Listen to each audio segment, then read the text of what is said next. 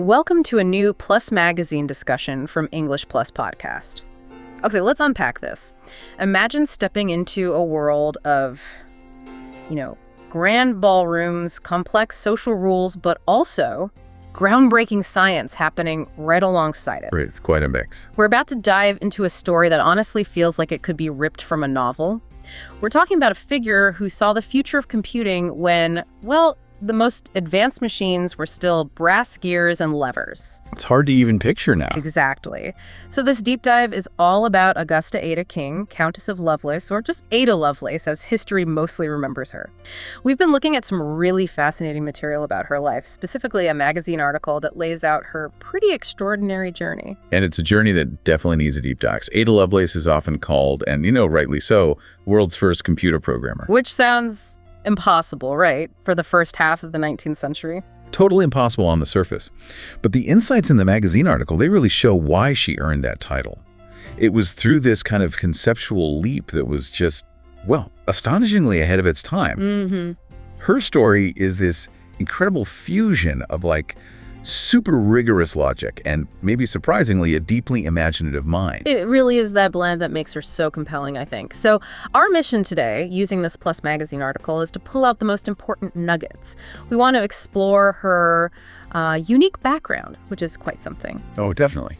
Then the revolutionary partnership she formed, the specific, really visionary insights she had about technology, and ultimately just understand why her legacy is still so powerful, so relevant for us today. Yeah, it's about going beyond just the label, isn't it? Right. Really grasping the depth of what she did. Exactly. It's easy to see her name pop up, in lists of women in science or whatever. But understanding the context of her life, the specific challenges, the influences, and the true nature of her intellectual contribution, that's what makes it so impactful. You can't appreciate the achievement without knowing where it came from. Precisely. You need to know the soil those ideas grew in. And that soil, her background, it is extraordinary. Like you said, almost a paradox. A magazine article calls her lineage this incredibly paradoxical starting point. Paradoxical is absolutely the word. Yeah. On one side, you've got her father, Lord Byron. No, Lord Byron. The ultimate romantic era rock star, basically. Wildly popular, scandalous, just overflowing with emotion. A poetic genius, no doubt, but also, let's be honest, a source of chaos and drama. Right. Fire, passion, controversy. All of it. And then her mother, Anne Isabella Milbank. What a contrast. Total opposite. The magazine article describes her as intellectually austere, mathematically inclined. Byron himself actually nicknamed her his Princess of Parallelograms. That says it all, doesn't it? It really paints a picture. Yeah. Logic and structure versus, boundless, sometimes destructive creativity. A stunning contrast. And the article points out this gave Ada this curious genetic cocktail. It really makes you pause, doesn't it? How might that have shaped her? You have to wonder, did she get that capacity for deep, structured thought from her mother? And maybe, despite her mother trying really hard to stop it, a spark of that imaginative fire from her father. That tension, or maybe that combination of opposites, seems key to understanding her. Absolutely central, I think. And the family situation itself was, unstable, is putting it mildly. Yeah, the separation happened almost immediately after Ada was born, right? Just about a month after. Swift, public, messy. The magazine article notes the fallout was immense, and it totally shaped Ada's upbringing, which was basically managed entirely by her mother. And her mother was terrified of Byron's influence. Oh, completely. That fear was the absolute driving force behind Ada's education, and Isabella was determined, utterly determined, to shield Ada from anything resembling Byron's, his perceived recklessness, the dangerous poetic imagination as she saw it. She was afraid Ada would turn out like him. Deeply afraid. So the focus on logic and math wasn't just about a good education. It was almost like intellectual inoculation. Keep the poetry out, bring the theorems in. Pretty much. The magazine article details this explicit push away from Byron's world. The result, an education heavily weighted towards logic, science, and especially mathematics. It was designed, consciously or not, to build this fortress of rational thought around Ada. To ward off the Byronic demons. You could say that. But interestingly, within that rigid structure, she clearly wasn't completely stifled. She had some amazing people guiding her. Right, she wasn't just locked away with textbooks. No, not at all. The magazine article highlights her tutors, and notably Mary Somerville. She's described as a brilliant Scottish polymath. Somerville was a big deal in her own right, wasn't she? Absolutely. A respected scientist, a translator, a prominent intellectual figure, especially for a woman at that time. And crucially, she recognized Ada wasn't just following instructions. She saw something special. Somerville fostered Ada's exceptional aptitude for numbers. She saw real brilliance there. So even with all the maths, did she have any room for imagination, or was it all just dry logic? That's a really good question. And the magazine article makes a point of saying, no, it wasn't all dry. It says her fertile mind found its own avenues for creative expression within the rigid confines of logic. Ah, okay, so the imagination was still there, just channeled differently. Exactly. Didn't vanish. It just operated on different material. Instead of, say, writing poetry like her father, she started imagining how the world worked, how you could manipulate it, improve it through mechanisms, through structure. So imagination applied to invention and mechanics, maybe. Precisely. The magazine article talks about her keen interest in mechanical inventions, even as a child, which was pretty unusual for a young aristocratic woman then. Not the standard needlepoint in pianoforte. Definitely not. She wasn't just interested in the results of science, but the process, the how. How do you put parts together to make something new function? And there's that brilliant little anecdote in the article about her designing a flying machine. Yes. Get this. As a child, she designed a flying machine, meticulously thought about the components, how it might work. Did it fly? Well, no. The article charmingly adds it never actually achieved flight, which kind of grounds it in reality. But the fact she even conceived of it, that ambition to beat gravity with mechanics, it reveals so much about her early thinking. Fascination with systems, with engineering potential, it's pure foreshadowing of her later work with Babbage's engine. She was already thinking about complex machines. Dreaming in mechanics, not just numbers. And this fascination, plus the mathematical skill, it perfectly sets the stage for that pivotal moment. Meeting Charles Babbage. A meeting the magazine article describes as taking place at a dazzling society party in 1833. Sounds very dramatic, doesn't it? Almost cinematic. The young, brilliant countess meets the eccentric, visionary inventor. Right. And Charles Babbage, he was a force himself. A polymath, obsessed with automating calculations, driven by the need for error-free mathematical tables, vital for navigation, engineering, everything back then. Those tables were prone to human error, weren't they? Hugely. So Babbage first designed the difference engine.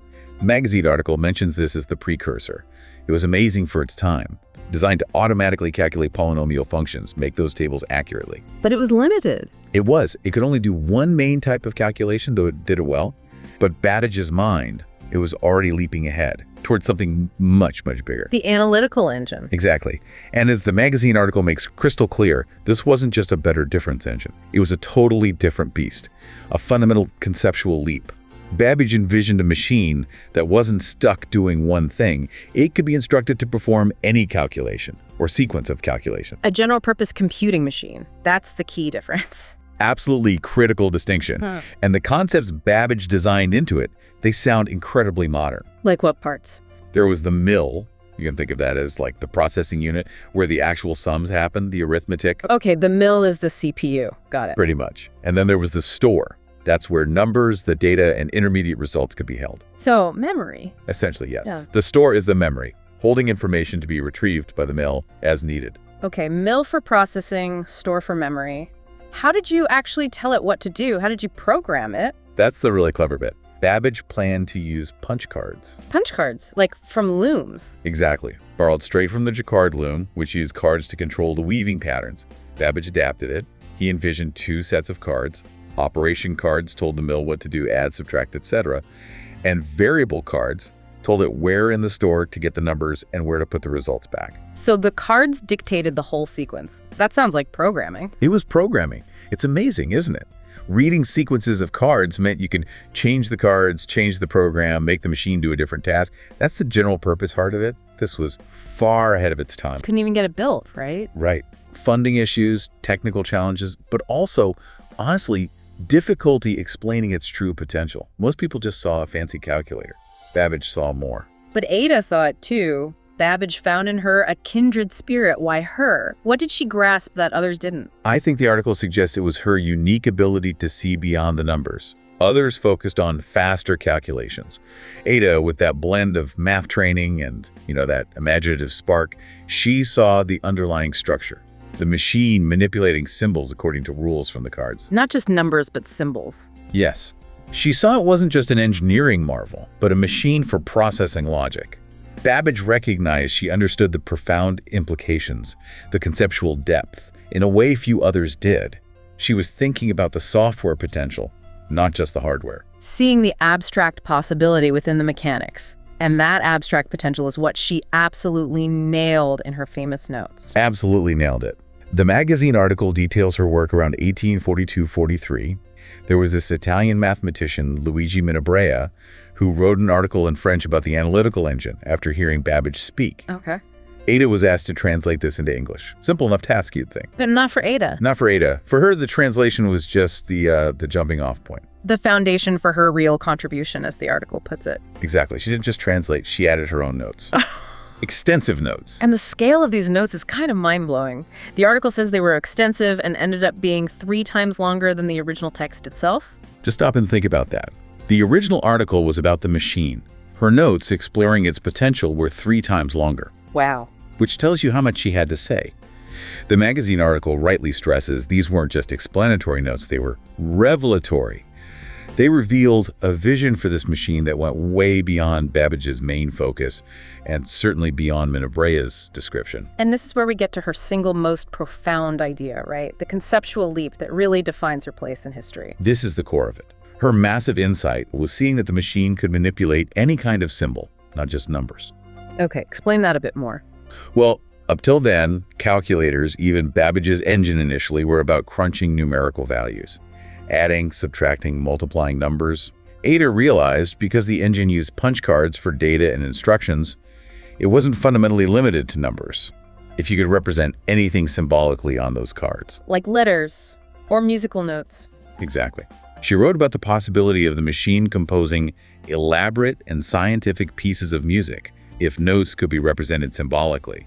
She mentioned generating graphics, manipulating algebra, using it for science way beyond calculation. Basically, anything where information could be turned into symbols and processed logically. So it wasn't just a supercalculator, it was a general symbol manipulator, a true proto-computer. Precisely. That's the visionary leap.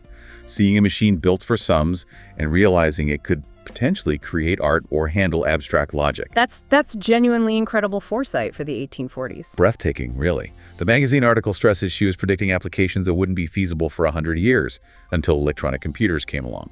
She graphed the fundamental principle. Computing is about the systematic manipulation of symbols. It was truly visionary thinking, seeing the whole forest, not just the trees. Understanding what a computer could be. Yes, not just what Babbage had designed it primarily to do. And inside these incredibly insightful notes, there's more. There's the first actual example of what we'd now call a computer program. Right.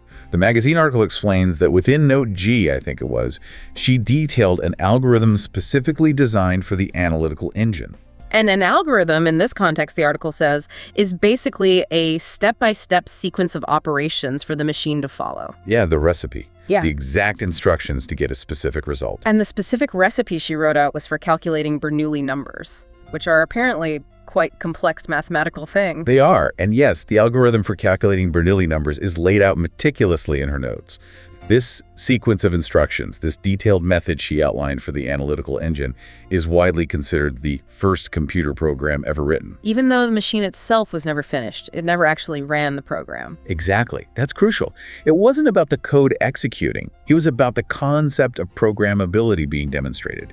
She showed, on paper, how you would instruct the machine, how it would fetch data from the store, process it in the mill, put results back, all following her designed logic. Proving the idea of software was possible. Precisely. Her notes provided this meticulous explanation, a blueprint for software on hypothetical hardware. It was a birth certificate of programming, in a way. And she had this amazing way of thinking about it all, didn't she? Not just technically, but almost poetically. She coined a term for it. She did. Poetical science.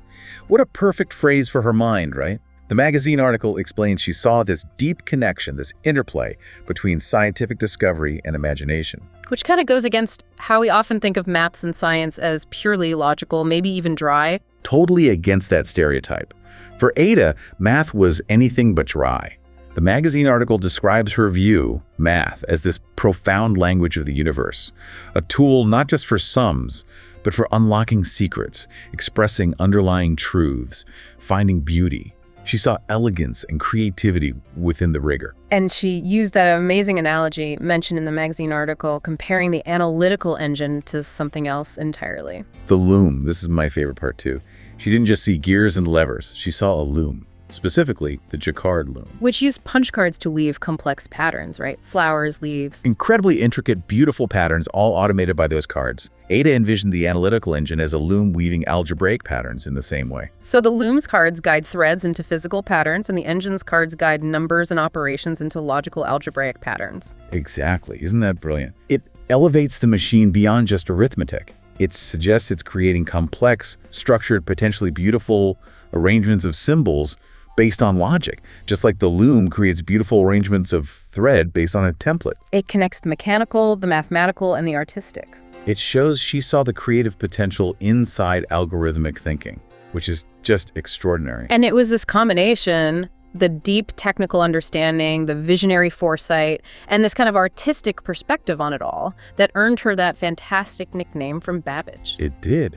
The magazine article mentions Babbage himself, seeing her unique grasp and imagination, called her the Enchantress of Numbers. The Enchantress of Numbers, perfect. It really captures how he saw her, doesn't it? Yeah. Someone engaging with the logic and mechanics, but also seeing the magic, the potential, the beauty that others were missing. Enchanting the computational possibilities. It's a title that really fits, but sadly, despite all that brilliance, her story doesn't have a long third act. No, tragically short.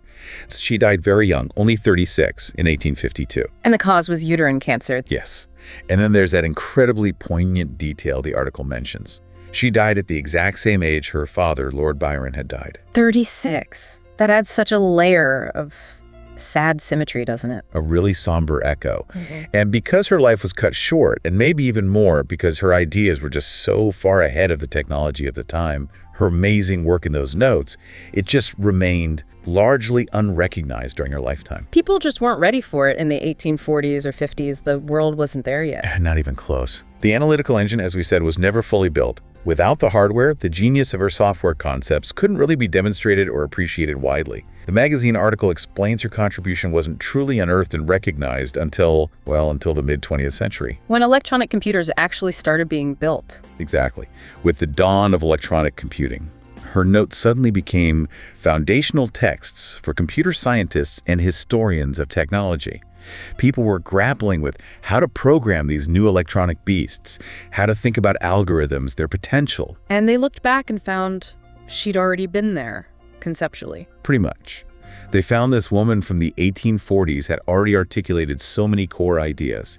The algorithm for a machine, manipulating symbols, potential applications beyond maths. She'd seen it all on paper a century earlier. That must have been quite a discovery. Imagine. And there's that really fitting modern tribute the article mentions too. The programming language. Yes, the programming language, Ada. Developed much later, 1970s, by the U.S. Department of Defense, actually, for really complex, reliable systems. Naming a major language after her was a fitting tribute, a clear acknowledgement of her foundational role in software. Her name lives on, right there in the text she foresaw. So her vision eventually got its due, even if posthumously. And her story, it's clearly much more than just, a historical curiosity or trivia about the first programmer. It really resonates today, doesn't it? Oh, definitely. More than a historical footnote. It's just such a powerful story about vision, about perseverance, about having the courage to think beyond the limits of your own time, what one mind can conceive. It's inspiring. And particularly powerful, as the article stresses, thinking about her as a woman in science and technology back then. Absolutely crucial context.